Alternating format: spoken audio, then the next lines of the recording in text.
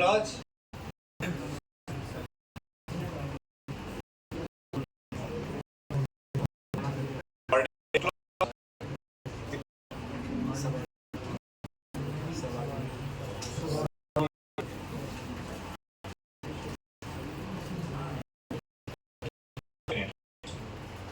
so there are coordinates and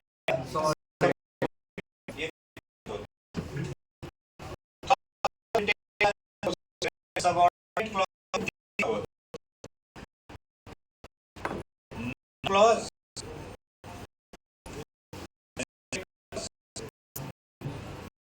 clause आते हैं के अंदर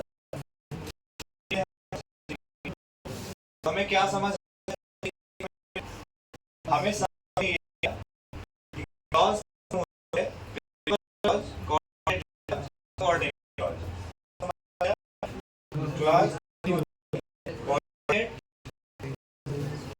सबऑर्डिनेट प्रिंसिपल और सब कौन नाउन एडजेक्टिव एडवर्ब। बच्चे तुरंत इस बात को समझो, नाउन किसी भी सेंटेंस में अगर यूज होता है तो नाउन का क्या काम होता है? सब्जेक्ट और ऑब्जेक्ट बनने या का। तो सब्जेक्ट बनता है या तो ऑब्जेक्ट बनता है। तो जैसे नाउन सब्जेक्ट या ऑब्जेक्ट बनता है, ठीक उसी तरीके से हमारे सामने जो नाउन क्लॉज होगी वो भी सब्जेक्ट बनेगी या तो ऑब्जेक्ट बनेगी। मेरी बातें शायद आपको समझ में आ गई हो। जैसे नाउन सब्जेक्ट या ऑब्जेक्ट बनने का काम करता है, वैसे नाउन क्लॉज भी सब्जेक्ट या ऑब्जेक्ट बनने का काम करती है।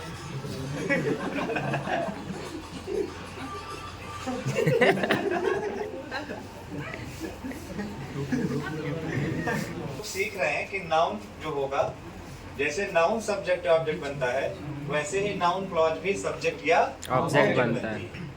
और दूसरी बात, जो एडजेक्टिव होते हैं, एडजेक्टिव क्या करते हैं?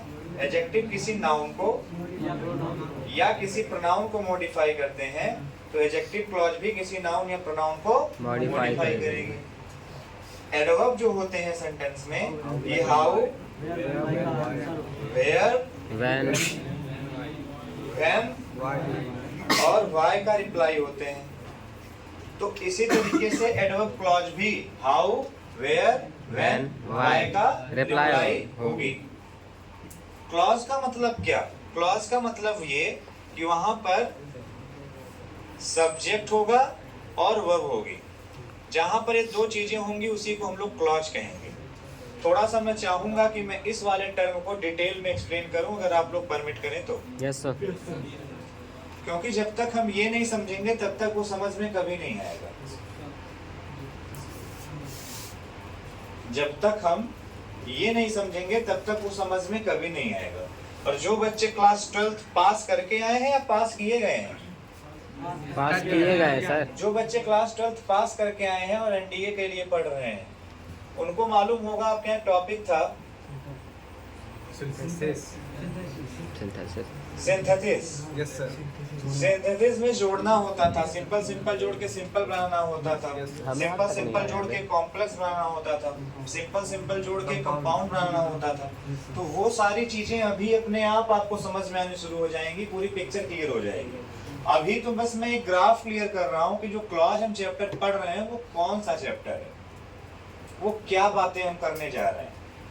मेरी बातें कुछ कुछ समझ में आ रही होंगी, पूरी नहीं आ रही होगी, कुछ कुछ समझ में आ रही होगी कि हाँ क्लॉज एक ऐसा टर्म है।